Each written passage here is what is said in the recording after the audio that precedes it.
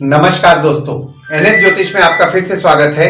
आज हम बात करेंगे कन्या लग्न यानी कि वर्गो एसेंडेंट का अक्टूबर 2023 का महीना कैसा रहेगा। आइए चलिए देखते हैं। इस भाव को लग्न भाव कहते हैं। इस भाव पे अगर 6 नंबर लिखा हुआ है तो ये कन्या लग्न वाले जातकों की पत्रिका है। आइए देखते हैं कौन कौन से ग्रह शुरुआती तौर पे आपके किस किस स्थान पे बैठे हुए हैं।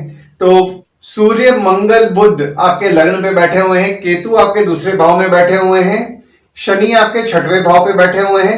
चंद्रमा, गुरु और राहु आपके 8वें भाव में बैठे हुए हैं और शुक्र आपके 12वें भाव में बैठे हुए हैं। गोचर की अगर हम बात करें तो शुक्र का गोचर 1 अक्टूबर को हुआ था। शुक्र आपके 11वें भाव से आपके 12वें भाव में 1 अक्टूबर को गोचर किए हैं। गुरु 4 सितंबर से लेकर के 31 दिसंबर तक आपके 8वें भाव में ही वक्री रहेंगे और बुध 1 अक्टूबर को आपके 12वें भाव से आपके लग्न में गोचर किए हैं और 18 अक्टूबर को आपके दूसरे भाव में भी गोचर कर जाएंगे। और मंगल 3 अक्टूबर को आपके लग्न से दूसरे भाव में गोचर करेंगे और सूर्य 17 अक्टूबर को आपके लग्न से दूसरे भाव में गोचर करेंगे।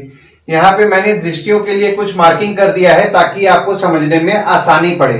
शनि की दृष्टि के लिए मैंने स्टार मार्किंग कर दिया है, गुरु की दृष्टि के लिए मैंने यहाँ पे डॉट मार्किंग कर दिया और मंगल की दृष्टि के लिए मैंने यहाँ पे हैश मार्किंग कर दिया है।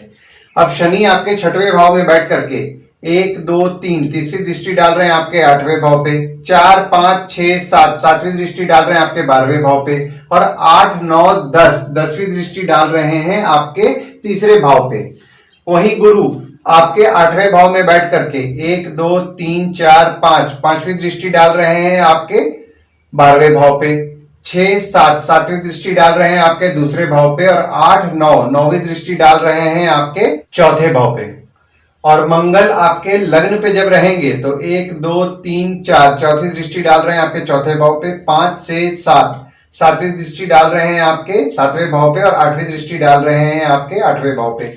और जब मंगल आपके गोचर कर जाएंगे तो एक एक घर आगे उनका दृष्टि पड़ने लग जाएगा। तो उसके बाद फिर आपकी चौथी दृष्टि जो पड़ेगी मंगल की वो पड़ेगी आपके 5वें भाव पे, 7वीं दृष्टि पड़ेगी आपके 8वें भाव पे और 8वीं दृष्टि पड़ेगी आपके 9वें भाव पे। लग्न पर आपके सूर्य, बुध और मंगल तीनों विराजमान है। हालांकि सूर्य 16 अक्टूबर तक आपके लग्न पर विराजमान है, बुध 17 अक्टूबर तक आपके लग्न पर विराजमान है और मंगल तो 2 अक्टूबर तक ही आपके लग्न पर विराजमान है। यहाँ बुध अपनी राशि में ही बैठे हुए हैं और सूर्य बुध की युति आपके लग्न पर हो रही है, तो बुध आदित्य योग का भी निर्माण हो रहा है। हालांकि ये बुध आदित्य योग का निर्माण इस महीने में 16 दिन के लिए ही हो रहा है और बुध यहाँ अपनी राशि में ही बैठे हुए हैं, तो बुध से आपके पत्रिका में पंच महापुरुष योग का भी निर्माण हो रहा है। तो देखिए यहाँ पे बुध आदित्य योग बन रहा है और पंच महापुरुष योग भी बुध से बन रहा है। यहाँ जो बुध आपके विराजमान हुए हैं वो आपके लग्न के और आपके 10वें भाव के स्वामी हैं। तो यहाँ पे चूंकि आपके लग्न पे ही बुध बैठे हुए हैं तो आप खुद पर विश्वास रखेंगे और सेल्फ कॉन्फिडेंट रहेंगे। अभी थोड़ा पीछे जाते हैं। मंगल आपके लग्न पे 18 अगस्त को आए थे। 18 अगस्त के बाद आप में क्रोध बढ़ा था, आपको गुस्सा भी बहुत आ रहा था। जो आपको क्रोध और गुस्सा आ रहा था ना, वो आपका 3 अक्टूबर के बाद जब आपके दूसरे भाव में जाएंगे तो उसके बाद आपका क्रोध शांत हो जाएगा। और यहाँ पे देखिए आप 17 सितंबर से आप खुद पे कुछ ज्यादा ही खर्च कर रहे थे, आपका स्वयं पे खर्चा बढ़ा हुआ था। हो सकता है कि आपका बीमारियों और दवाइयों पे भी आपका खर्च बढ़ा हुआ हो। दूसरे भाव में आपके केतु विराजमान है और मंगल दूसरे भाव में आपके 3 अक्टूबर को गोचर करेंगे, सूर्य 17 अक्टूबर को गोचर करेंगे और बुध 18 अक्टूबर को गोचर करेंगे। और यहाँ पे देखिए दृष्टि देखिए गुरु की पड़ रही है और सूर्य बुध की वापस आपकी युति हो रही है, जिससे कि बुध आदित्य योग का आपके दूसरे भाव में निर्माण हो रहा है। दूसरा भाव कोश, वाणी, कुटुंब का होता है।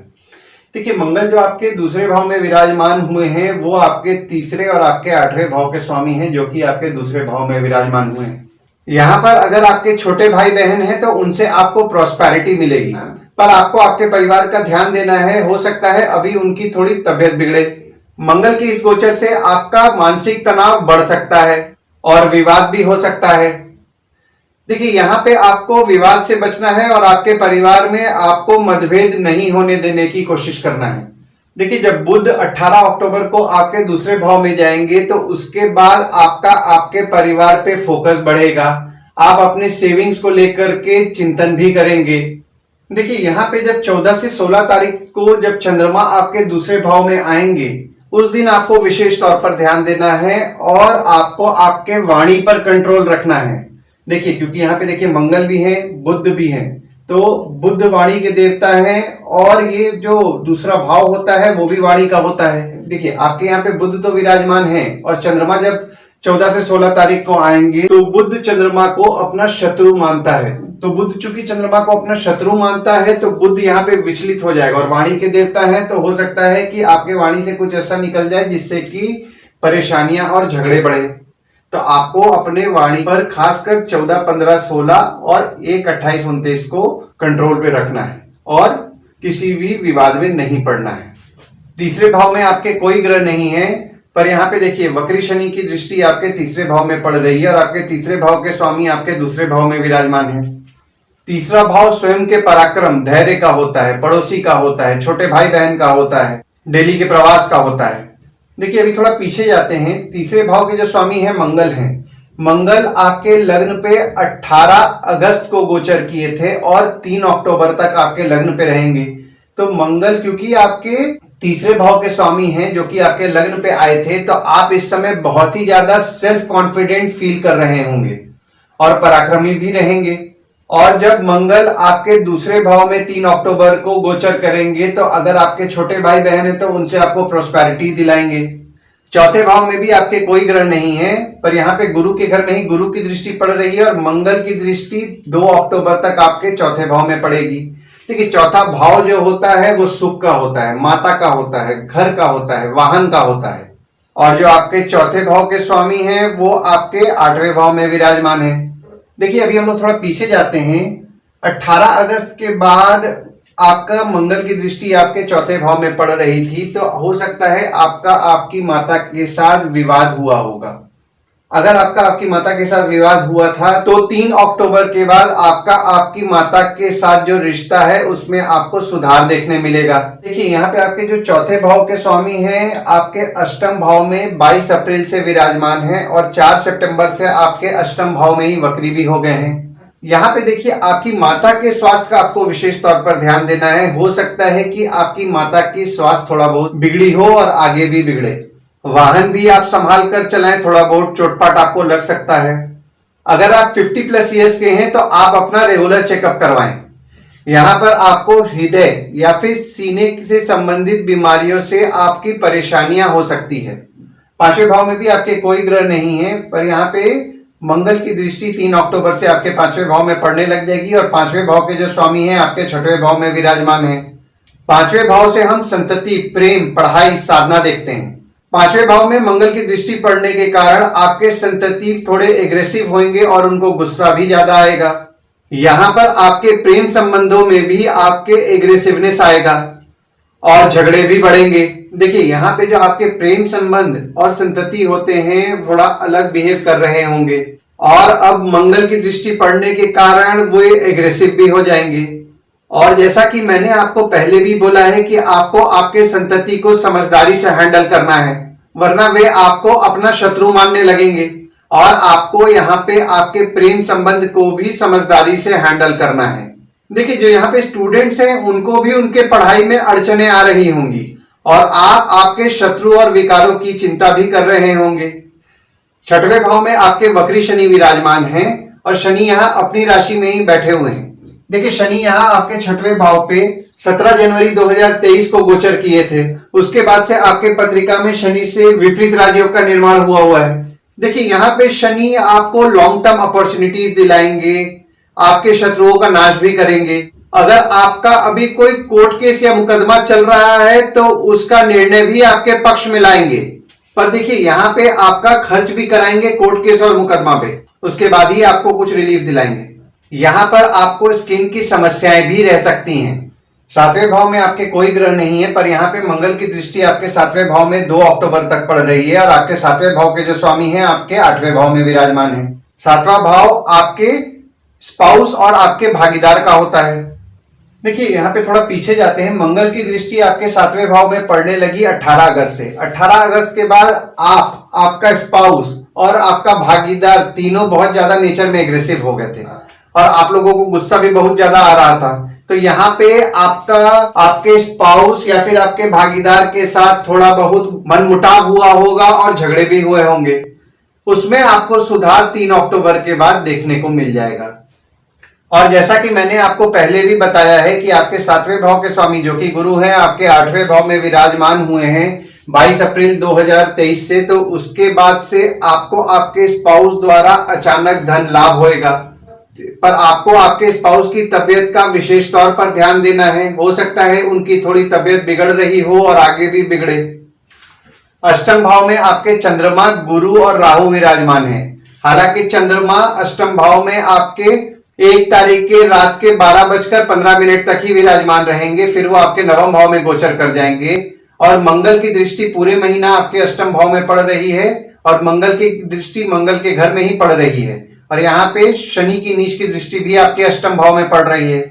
आपके अष्टम भाव के स्वामी जो हैं वो आपके दूसरे भाव में जा रहे हैं, तो हो सकता है कि 3 अक्टूबर के बाद आपके परिवार के सदस्यों की तबीयत बिगड़े, तो आपको आपके परिवार के सदस्य का विशेष तौर पर ध्यान देना है। और जो आपके पत्रिका में गुरु चांडाल योग बन रहा था उसमें डिग्री वाइज बहुत ज्यादा दूरी आ गई है, तो आपके अष्टम भाव में जो गुरु चांडाल योग बन रहा था वो उतना प्रभावशाली अब नहीं रह रहा है। देखिए शनि आपके 17 जून को वक्री हो गए और गुरु और राहु में भी डिग्री वाइज बहुत ज्यादा दूरी आ गया है, तो अब गुरुदेव जो है अब अपना ज्यादा फल आपको प्रदान कर पाएंगे। नवम भाव में आपके कोई ग्रह नहीं है, पर यहाँ पे मंगल की दृष्टि 3 अक्टूबर से पड़ने लग जाएगी और आपके नवम भाव के जो स्वामी हैं आपके 12वें भाव में विराजमान है। देखिए यहाँ पे नवम भाव के स्वामी क्योंकि 12वें भाव में विराजमान है, तो आपका धार्मिक कार्यों पे खर्च बढ़ेगा और थोड़ा बहुत आपके काम में अड़चने भी आएंगी। देखिए यहाँ पे अगर आप विदेश जाने का प्रयास कर रहे हैं तो 1 अक्टूबर के बाद आपके लिए अच्छा समय है। आप अगर प्रयास करेंगे तो आपका रिजल्ट आपको अच्छा मिलने वाला है। दशम भाव में आपके कोई ग्रह नहीं है, ना ही किसी ग्रह की दृष्टि पड़ रही है, पर दशम भाव के स्वामी 1 से 17 अक्टूबर तक आपके लग्न पे बैठेंगे। तो देखिए दशम भाव जो होता है वो होता है बॉस का, होता है पिता का, होता है काम का, होता है ऑफिस का होता है। देखिए यहाँ पे दशम भाव के स्वामी क्योंकि आपके लग्न पे बैठे हुए हैं, तो आप वर्कोहॉलिक रहेंगे और आप अपने काम में मेहनत भी करेंगे और अभी आप अपने काम को इंपॉर्टेंस भी देंगे। और बुध जब आपके दूसरे भाव में 18 अक्टूबर को गोचर करेंगे, तब आप जो काम करेंगे उससे आपका सेविंग्स भी अच्छा होगा और आपके पिता से आपको कोई संपत्ति भी मिल सकती है। देखिए यहाँ पे अगर आप अपने फैमिली बिजनेस में काम कर रहे हैं तो आपका काम अच्छा चल रहा होगा। 11वें भाव में भी आपके कोई ग्रह नहीं है, ना ही किसी ग्रह की दृष्टि पड़ रही है, पर 11वें भाव देखिए आपके जो है वो कर्क के हैं और कर्क के स्वामी चंद्रमा है। तो जब चंद्रमा आपके 11वें भाव में 7 तारीख के शाम को 5:18 पे विराजमान होंगे और 9 तारीख के सुबह 5:45 तक ही विराजमान रहेंगे, तब यहाँ पे देखिए बहुत शुभ योग बन रहा है। देखिए यहाँ पे अगर आपके पहचान वाले द्वारा आपको काम मिलने का चल रहा है, तो जो डेट मैंने बताया है ना, लगभग 8 तारीख ही पकड़िए, 8 तारीख के आसपास आपको काम मिलेगा और आपके दोस्त भी हो सकता है आपको कोई काम दिलाए जिससे कि आपको इस दिन लाभ होए। और वही जब चंद्रमा 9 से 12 तारीख तक आपके 12वें भाव में जाएंगे, तो आपका आपके काम को लेकर के, आपके दोस्तों को लेकर के आपका खर्च होगा। 12वें भाव में आपके शुक्र विराजमान हैं और गुरु की दृष्टि 12वें भाव में पड़ रही है और वक्री शनि की दृष्टि भी 12वें भाव में पड़ रही है। और जो शुक्र है आपके दूसरे और नवम भाव के स्वामी हैं, जो कि आपके 12वें भाव में विराजमान है। और यहाँ पे देखिए आपके जो 12वें भाव के स्वामी हैं यहाँ पे आपके दूसरे भाव में विराजमान है। 12वें भाव से हम फॉरेन, जेल, हॉस्पिटल, खर्च को देखते हैं। अभी जो लोग विदेश में हैं उनको अच्छा लाभ होगा और अभी अगर आपके कोई परिवार के सदस्य विदेश जाने का प्रयास कर रहे हैं तो वो भी चले जाएंगे। देखिए यहाँ पे 17 अक्टूबर के बाद आपका सेविंग्स करने में आपको थोड़ी बहुत मुश्किलें आएंगी और आपके सेविंग्स थोड़े बहुत खर्च भी होंगे। हो सकता है आप अपने परिवार वालों के साथ फैमिली ट्रिप पे कहीं बाहर घूमने जाएं, हो सकता है आप फॉरेन भी जाएं। देखिए यहाँ पे जो लोग फॉरेन से रिलेटेड काम करते हैं, जैसे कि इंपोर्ट एक्सपोर्ट या फिर फॉरेन से प्रोजेक्ट्स उठाते हैं, उनको इस समय अच्छा लाभ होगा। आइए गुड डेट्स और बैड डेट्स के बारे में जान लेते हैं। तो गुड डेट्स वो डेट्स हैं जिस दिन अगर आप कोई नया काम करना चाहते हैं तो कर सकते हैं, कहीं बाहर जाने का प्लान कर रहे हैं तो कर सकते हैं, कोई कंपनी के साथ अगर आपका एग्रीमेंट है तो आप कर सकते हैं, कहीं अगर आपका कोई कंपनी में ज्वाइनिंग है तो भी आप इस डेट को कंसीडर कीजिए, आपके लिए अच्छा रहेगा। तो डेट्स हो जाते हैं 2 से 4 तारीख, 18 से 13 तारीख, 17 से 19 तारीख, 21 से 23 तारीख, 30 से 31 तारीख। वहीं बैड डेट्स में अगर आप कहीं बाहर जाने का प्लान कर रहे हैं तो मत कीजिए। कोई कंपनी के साथ अगर आपका एग्रीमेंट हो रहा है तो मत कीजिए। कोई नया सामान लेना चाह रहे हैं तो मत कीजिए। अगर आपका कोई कंपनी में ज्वाइनिंग है तो भी इस डेट को अवॉइड कीजिए। तो डेट हो जाते हैं 1, 2 तारीख, 9 से 11 तारीख, 14 से 16 तारीख, 23, 24 तारीख, 28 और 29 तारीख। इस डेट्स को आप कहीं लिख करके रख लीजिए ताकि आपको ध्यान में रहे। उपाय में आपका जो नवम भाव है, देखिए वो शुक्र उनके स्वामी हैं, तो कोई भी देवी की अगर आप पूजा करेंगे तो आपको अच्छा लाभ मिलेगा। और इस महीने मंगल की दृष्टि भी आपके नवम भाव में पड़ रही है, तो अगर आप हनुमान चालीसा का पाठ करें या फिर आप कोई बजरंग बली या फिर गणपति मंदिर जाएंगे तो उससे भी आपको अच्छा लाभ होगा। आशा करता हूं इस वीडियो में दी हुई जानकारी आपको पसंद आई होगी। अगर आप हमें YouTube पे देख रहे हैं और ये वीडियो आपको पसंद आया हो तो इस वीडियो को लाइक करें, चैनल को सब्सक्राइब करें और नोटिफिकेशन बेल जरूर दबाएं। और अगर आप हमें Facebook पेज पे देख रहे हैं तो Facebook पेज को लाइक करें और फॉलो करें। धन्यवाद दोस्तों, फिर मिलेंगे एक नए वीडियो के साथ।